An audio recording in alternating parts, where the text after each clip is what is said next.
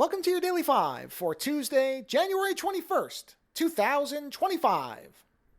The first and possibly only, I don't know that they've confirmed that there's going to be any further seasons, and partially I kind of hope there aren't. But in any event, the first season, or the only season so far, of the Star Wars streaming series Skeleton Crew has finished airing on Disney+. And I talked with Lando because we both watched at least the first 2 or 3 episodes. I think Lando might have stopped at episode 3. I watched the first 4. And I had said, based on what I was watching, I was going to keep going with it. And that my biggest fear with it, which is my biggest fear with anything that they do with Star Wars now, is would they be able to not delve into the legacy content? Could they avoid the temptation of just bringing in references, characters, anything from the previous original legacy stuff or even the newer stuff? And I really wasn't sure as the series went on that they were going to be able to do that. And I've now finished it. And honestly, for a while there, I really thought that they were going to go into the legacy content. There were at least at one point in an episode when I saw a particular item, I thought, oh, here we go. We're going to end up going right back to the well. But I'm happy to say, I'm really surprised to say that this, I think, is my favorite thing that's come on to Star Wars since the original trilogy in terms of live action. Now, Star Wars Visions, the animated stuff, I think that's the best thing that they've done.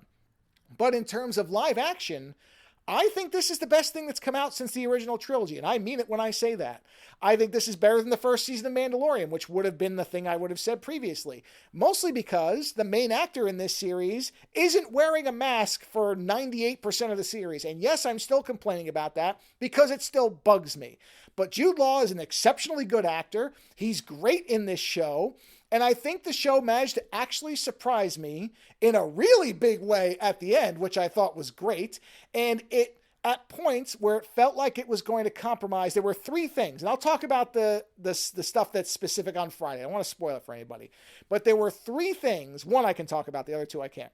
There were 3 things I was very curious if the series was going to commit to and stick with. One of them was avoiding the legacy content. And I will tell you, this isn't really a spoiler of any kind, they do avoid going into the old content in any really serious way. They dip in here and there, but it's in a way that I don't mind at all. It's surface level stuff. But we don't see a character from any of the other series. We don't see a bunch of exposition about something that happened in the first 3 films. The word Skywalker never comes up, that type of thing. They avoid all of that, and that was one of my big concerns. The other 2, again, I'm not going to talk about them here. I also was really curious, even right up till probably halfway through the last episode. I thought, are they going to do what I will have a lot of respect for them if they do it? And they did. And they delivered a really great final episode.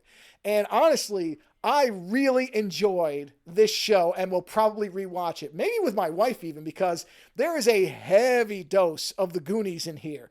And I say that in a positive way, where this feels like something that would have been made in the mid to late 80s, obviously not looking this good, but this feels like it's right out of that era. It's got that adventurous kind of pirate thing. The music is sensational.